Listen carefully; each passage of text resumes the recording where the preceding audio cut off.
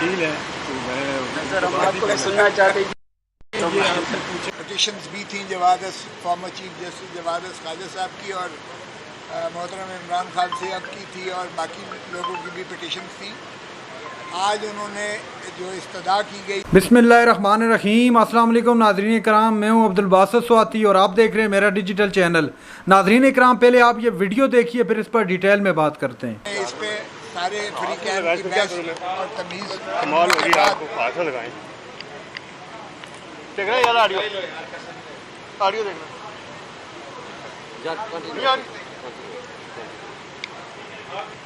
اب دیکھ ٹھیک ہے بات ہے. کل سارے تمام فریقین کی بحث تمیز سننے کے بعد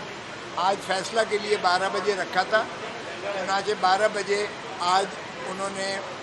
وہ این جی اوز کی جانب سے جو فیصل صدیقی صاحب کی کل درخواست پر بحث ہوئی تھی، آج اس کے فیصلہ سنانے سے پہلے انہوں نے فل کورٹ نے اٹارنی جنرل فار پاکستان کو سنا دوبارہ، اور ان کو سننے کے بعد انہوں نے وہ ان کی درخواست جو تھی مسترد کر دی سپریم کورٹ نے، اور پھر اٹارنی جنرل کو کہا کہ آپ اپنی جو ہے بحث شروع کیجیے گا اور جاری رکھیں جس پر ہوئی تھی. تو ایک بات تو خوش آئند ہے، میں سمجھتا ہوں قوم کو اس بات کی مبارک ہو کہ سپریم کورٹ نے ایک پھر مارکۃ الآراء فیصلہ دیا ہے. یہ باوجود اس کے کہ بار بار طوالت کی استدعا کی جاتی ہے، بار بار رخنہ اندازی کرنے کی کوشش کی جاتی ہے تاکہ یہ ایک مسئلہ جو ہے اس کو لمبو میں ڈال دیا جائے. اور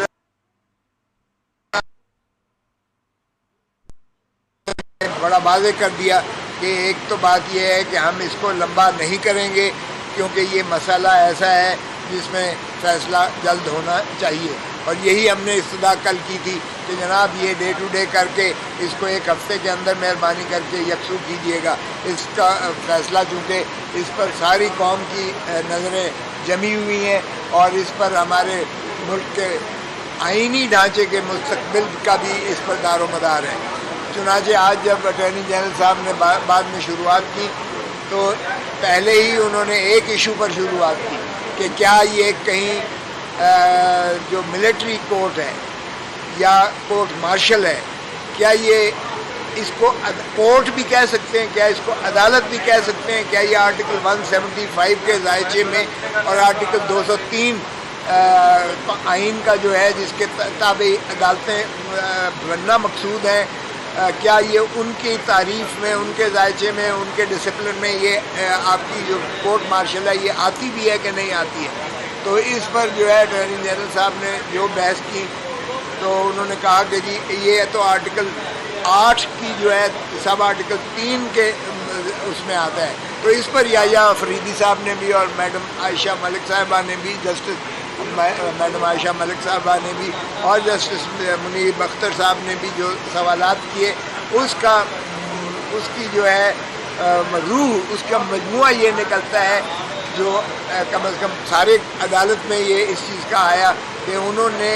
یہ بالکل آرٹیکل 175 اور آرٹیکل 203 کے زمرے میں نہیں آتا، اس لیے کہ نہ تو اس کی جو ہے وہ عدالت کی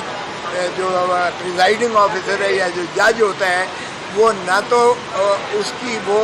انڈیپینڈنٹ نہ تو کوالیفیکیشنز ہیں، پھر نہ اس کا کوئی انڈیپینڈنٹ اسٹیچر ہے،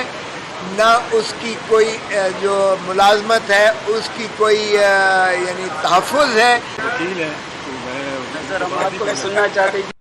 یہ آپ نے پوچھا ہے. یہ مجھے بھی بڑی تعجب اور حیرت ہوئی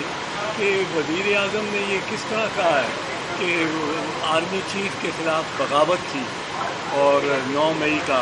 اصل میں وہ کہتے ہیں کہ جی آرمی چیف کے خلاف بغاوت تھی، ہمارے سے کوئی ناراض نہیں ہے، ہمارے سے کوئی کسی کو گلا شکوہ نہیں ہے، ان کے خلاف بہت فوجی بغاوت تھی. اب فوج طرح لیا ہی نہیں، جتنے بندے چارج ہوئے وہ تو ڈسپلن پر پورا نہ اترنے پہ وہ چارج ہوئے ہیں. جو ان کا خود اسٹیٹمنٹ آیا تھا کہ ہم نے 14 کے 15 افسروں کے خلاف ایکشن لے لیا، ان کو ریموو کر دیا، تو ان کے خلاف تو بغاوت کا کوئی نہیں لگا.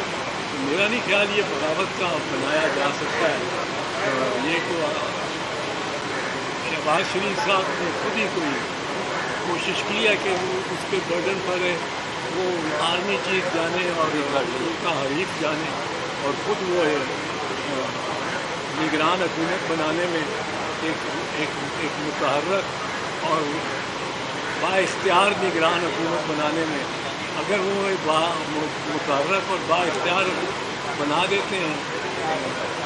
ये निगरान हुकूमत, तो फिर मेरा ख्याल है वो उन निगरानों का भी टर्म ज़्यादा लंबा ले जाए।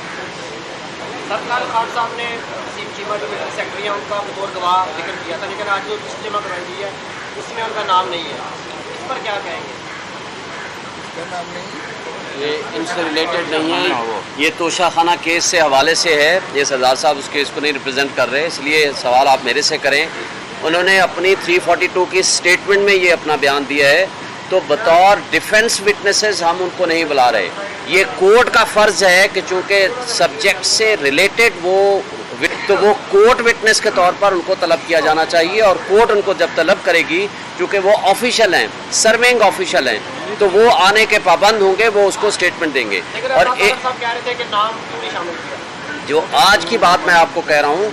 अता तारड़ ना इसमें कंप्लेनेंट है, ना इसमें विटनेस है, ना ये गवर्नमेंट का केस है, इसमें election commission of Pakistan complainant है। क्या अता तारड़ साहब इस केस की पैरवी कर रहे हैं? क्या उनकी आशीर्वाद से ये कंप्लेंट फाइल हुई है? यहाँ से आपको इलेक्शन कमीशन ऑफ पाकिस्तान की बदनीयती और हुकूमती बदनीयती सामने नज़र आ गई है कि हर तारीख पे अपना जत्था लेकर वहाँ पहुँचते हैं और जा कर के कोर्ट को परसुएट करने और प्रेशराइज करने की कोशिश करते हैं। और एक बात आज जो मीडिया के हवाले से भी बात हो रही है, मैं वाज़ेह कर दूं, आज सुप्रीम कोर्ट में याया अफरीदी साहब की सरबराही में जो बेंच था, उन्होंने ये वाज़ेह कर दिया है कि आपको हम ऑलरेडी रिलीफ दे चुके हैं, क्योंकि जब किसी जज के खिलाफ ट्रांसफ़र एप्लीकेशन आ जाए तो वो फाइनल आर्डर पास नहीं कर सकता, ये लॉ में लिखा हुआ है। तो लिहाजा जब हम ये आर्डर ऑलरेडी दे चुके हैं कि आपकी ट्रांसफ़र एप्लीकेशन टेकअप होगी, आपकी क्रिमिनल रिवीजन के साथ सुनी जाएगी, तो इसका मतलब है कि हमारी तरफ से इंटरम रिलीफ ऑलरेडी मौजूद है। इसलिए उन्होंने नोटिस कर दिया है। ये आप सारे मीडिया को पता होना चाहिए कि हुमायूं दिलावर जो कि एक मुतासिब जज है, जिसके खिलाफ ऑलरेडी दरखास्तें आ चुकी हैं और सुप्रीम कोर्ट डायरेक्शन दे चुकी है इस्लामाबाद हाई कोर्ट को कि इन ट्रांसफ़र एप्लीकेशन को क्रिमिनल रिवीजन के साथ मिलकर डिसाइड कर। नाज़रीन इकराम, आपने वीडियो देखी जिसमें एतजाज़ एहसन साहब, सरदार लतीफ़ खोसा साहब और शुहैब शाहीन साहब प्रेस कॉन्फ्रेंस कर रहे थे और बातचीत कर रहे थे इमरान खान साहब के केसेस के हवाले से, ख़ास तौर पर जो साइफ़र के मामले में इमरान खान को गिरफ़्तार कर लिया गया और कल जो है बड़ा अहम दिन है पाकिस्तान तहरीक इंसाफ के लिए, उस हवाले से कुछ बता रहे थे। लेकिन यहाँ पर एक और बात भी ज़रूरी है, वो बात यह है कि नाज़रीन इकराम, हर शख्स का ये आइनी और कानूनी हक़ है कि उसे फ्री एंड फेयर ट्रायल का मौका दिया जाए, ताकि वो अपनी हक़ दफ़ा के लिए कोई गवाह लाना चाहे या कोई एविडेंस इस तरह का रिटन फॉर्म में लाना चाहे, तो ये कानून और आइन उसको इस चीज़ का हक़ देता है, जो बकौल पाकिस्तान तहरीक इंसाफ के इमरान खान से वो हक़ जज हुमायूं दिलावर साहब की अदालत में भी छीन लिया गया, जिसके बाद पाकिस्तान तहरीक इंसाफ ने सज़ा मुअत्तल करने के लिए दरख्वास्त दी सुप्रीम कोर्ट ऑफ पाकिस्तान में और Islamabad high court of Pakistan में। कहा गया कि इस सज़ा को मुअत्तल कर दिया जाए, जिसके बाद इस्लामाबाद हाई कोर्ट ने उस पर कुछ प्रोसीडिंग की और ये फ़ैसला दिया कि उस सज़ा को मुअत्तल किया जाता है, जिसके बाद इमरान खान को रिहा नहीं किया जाता और उसी कैद के दौरान ही इमरान खान को साइफ़र के मामले पर उठा लिया जाता है। और उस हवाले से बता रहे थे सरदार लतीफ़ खोसा साहब कि अब कौम को मैं एडवांस में मुबारकबाद दे रहा हूँ। उनकी बातों से लग रहा था कि इमरान खान को बहुत जल्द रिहाई मिल जाएगी ये साइफ़र के मामले में, कि कोई माई का लाल उनको नहीं उठा सकता। अब इस तरह के भी ट्रेंड्स चलने लग गए हैं मुख्तलिफ़ जगहों पर सोशल मीडिया पर, कि उनको अब दोबारा जो है पुलिस गिरफ़्तार नहीं कर सकेगी। लेकिन यहाँ पर मामला एक और भी आपकी ज़ेरे नज़र कर दूँ, वो परवेज़ इलाही का मामला आपने ज़रूर सुना होगा कि उनको भी फिर से गिरफ़्तार कर लिया गया है। 3 माह के बाद उनको रिहाई मिलती है और आज फिर एक और मुकदमे के अंदर परवेज़ इलाही को गिरफ़्तार कर लिया। बहरहाल क्या होता है इस प्रोसीडिंग में इमरान खान की पेशी पर, अब आगे क्या होता है, क्या उनको रिहाई मिल पाएगी या नहीं मिल पाएगी, ये तो देखेंगे, उसके बाद ही बता सकते हैं। नाज़रीन इकराम, ये थी आज की हमारी वीडियो। चैनल पर जो नए चैनल को सब्सक्राइब कर लें। अगली वीडियो तक के लिए اللہ حافظ.